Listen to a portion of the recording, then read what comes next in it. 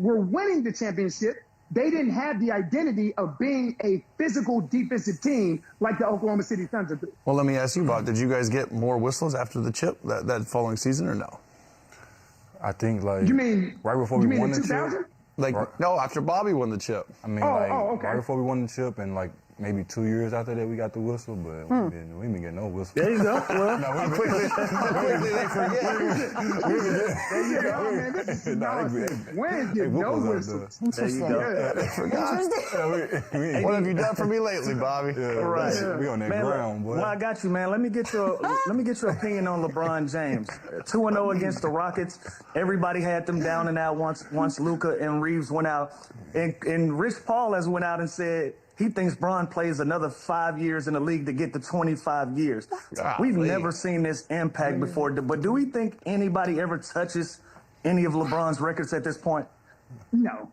I don't. No, it's crazy to think about this. So I retired in 2011.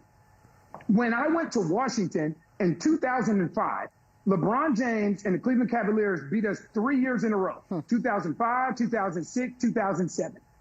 We're in 2026, and he's still doing it at this level.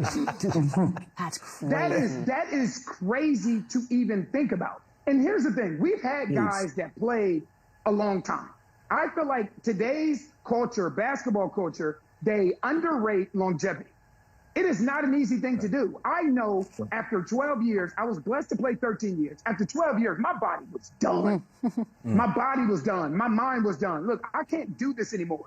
For LeBron James to be doing what he's doing now at this level and not have to recreate himself like we've seen other guys do in the past that have played 18, 19, 20 years, it is amazing. Yeah. It is amazing to watch. I guess the counter to that would be it's easier to play longer now because of the load management and the physicality and stuff. But like it still doesn't. Not for somebody. I'm just saying that's what I'm saying. I am not agreeing with that. I am just saying that is what the counter would be. How it's softer now. There's load management. Guys don't play as many games. But then Chandler, you got to go back. Yeah, he's played in all eras, so it shouldn't matter for him. LeBron James didn't start in 2025. He didn't start in 2019 when the load management started. You know what I mean? We got to go all the way back to what? 2000 and what was it, 4? Yeah. When did load management start? That's when Pop started it all. When did load management start? Well, load management started here in San Antonio. 100%. But it wasn't done at the level that it's being done at now. I remember walking into practice. And I'm ready to date myself. If David Robinson walked in to practice with the San Antonio Express News in his hand and a watch on, he was not practicing. That's when load management started.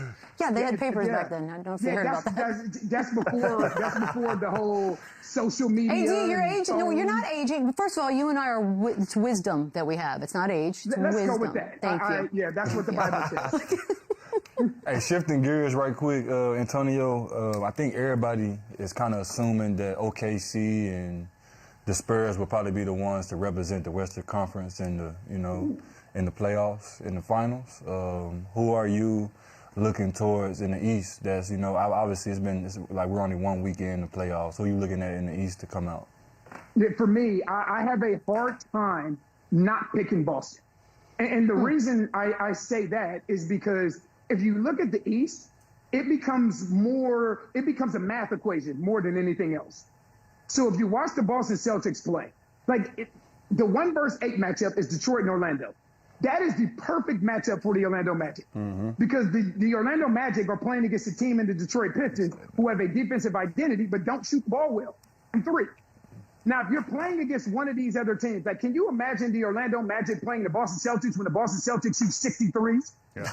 Now you find yourself behind 30, 36 points from behind the three-point line. You got to find a way to make that up. The Boston Celtics right now and their style of play in the Eastern Conference, it's tough unless they just have 4 off games, which can happen. We've seen them with the Knicks last year. If they have 4 games where they struggle to shoot the ball or someone can match their firepower, I have a hard time not seeing the Boston Celtics coming out of coming out of the And East. they had So a, But they had then a rough can game the last one. They shot 50. Can they win it all, AD? Can they beat the Spurs? I don't know. Yeah. I don't. I think whoever comes out the West, I think wins the. Totally agree. Wins the. Yeah. Whoever That's comes out what's the West wins it all, in my opinion. Don't sleep on Denver. I know they're down 2-1, right? I'm not sure how healthy Aaron Gordon is, but remember, this same exact thing happened to Denver last year, right? They're in Game 3. They went down to the Clippers and got their heads beat in, and came back and won that series in 7. Yeah. So just don't sleep on the Denver Nuggets. That's all right. Not too much on the Clips now. Not too much. AD, I got my Spurs socks on, so we'll be watching tonight. Hopefully, this once a Spur, always a Spur. Give and Go, Sirius XM, NBA Radio. I listen every single day. I need you to tell Worldwide Wob to trap it so I can hear more of you. That's all I got on that. This was not a part of the hiring process of Taylor Jenkins. Excuse You know Giannis ain't telling Sean nothing. Come on now, that can't be true. I don't think it's true either. Let me tell you something. And again, this is a different situation. Every team I've ever been a part of, and I'm sure the same with Lou and Bobby, the star player, the best players, they have juice. They have at least that respect and that clout to have the conversation of where the franchise is going, which coach, which assistant coach, which free agent. Even as far as the draft, I remember I was never a franchise player. My second year in Houston, I sat in the draft room during a draft with the Rockets. For real? Why? With Daryl Morey, because they just wanted an opinion of a current player, and there was a big. What you say? Who y'all drafted that year? Yeah, what'd you get? We drafted Terrence Jones from Kentucky. Remember Okay, him? yeah, lefty.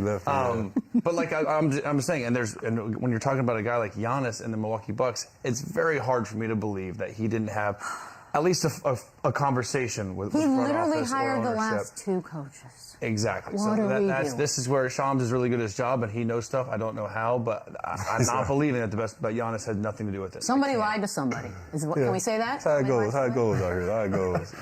That's how the drama starts, though. I still think this is going to be an interesting watch because I'm sure he had a part of it, but does that mean he stays? I don't know. You think he will? We'll find out. It's going to be an all-summer thing. Either way, congrats, Bob. Yeah, appreciate you, man. I'm excited. I am excited for you. But if you want to be a Spur, let me know. Other news, by the way. Trying to get Bobby tampering.